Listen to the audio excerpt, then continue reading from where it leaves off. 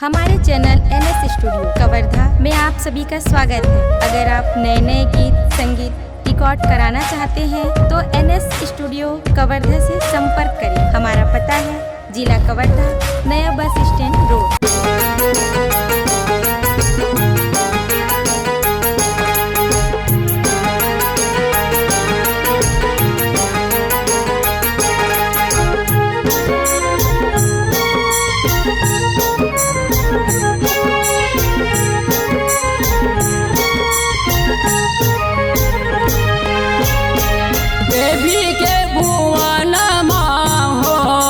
बजमन हर बंसी वदाई के भुवना हो, बजमन हर बंसी वो देवी के भुवना हो।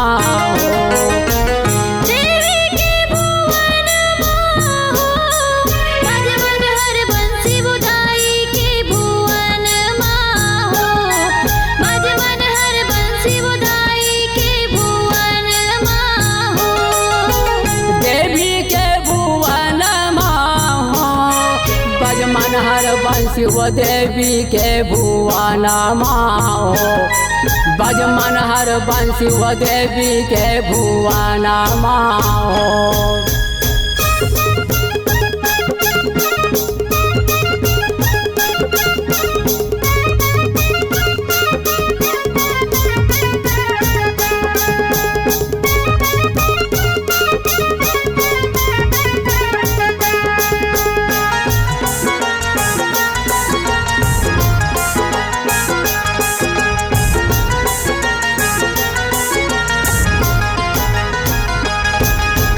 कौन बजावे झांझ मंजीरा, कौन बजाए मेरे दंगी, कौन बजावे झांझ मंजीरा, कौन बजाए मेरे दंगी।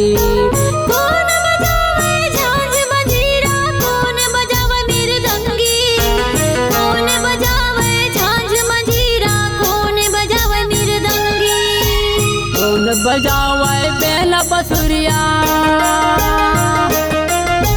कौन बजावे बेल बसुरिया, माई के भुवन हो, बजमन हर बंसी वो माता के भुवन हो, बजमन हर बंसी वो देवी के भुवन हो।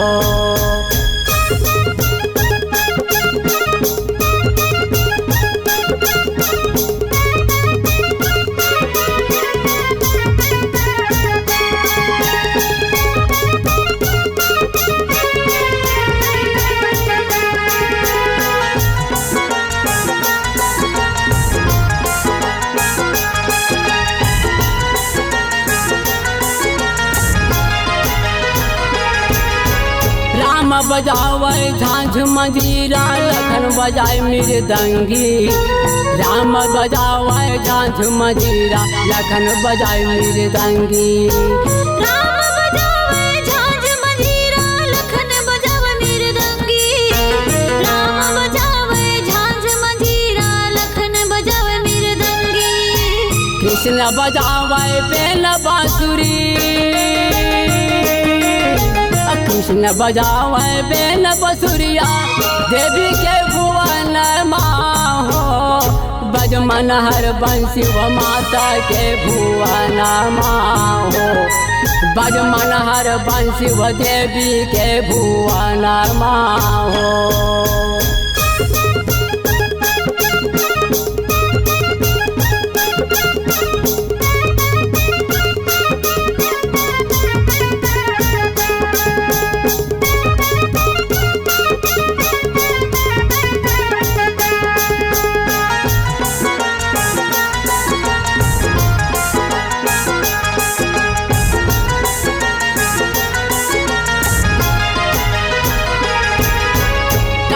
के तोर झांझ मंजीरा, काहेल के मेरे दंगी, काहेल के तोर झांझ मंजीरा, काहेल के मेरे दंगी। काहेल के तोर झांझ मंजीरा, काहेल के मेरे दंगी, काहेल के तोर झांझ मंजीरा, काहेल के मेरे दंगी। काहेल के तोर बेल बसुरिया, काहिल के तोर बेल बसुरिया देवी के भुवन माहो बज मनहर बंसी वो माता के भुवन माहो बज मनहर बंसी वो माई के भुवन माहो।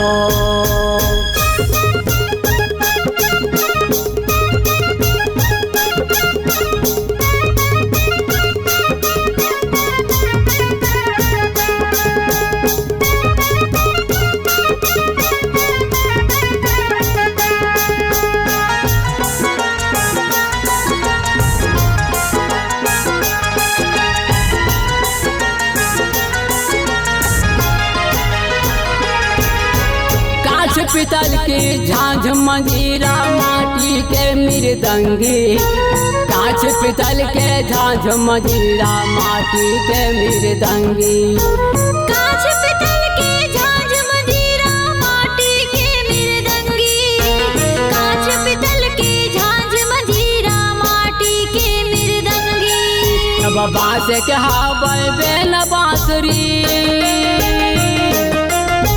बांस के हावल बेल बांसुरी माई के भुवन माहो बज मनहर बंसी वो देवी के भुवन माहो बज मनहर बंसी वो देवी के भुवन माहो देवी के भुवन माहो बज मनहर बंसी वो दाई के भुवन माहो बज मनहर बंसी वो देवी के भुवन माहो बज मनहर बंसी वो देवी के भुवन माहो बज मनहर बंसी वो देवी के भुवन माहो बज मनहर बंसी वो देवी के भुवन माहो।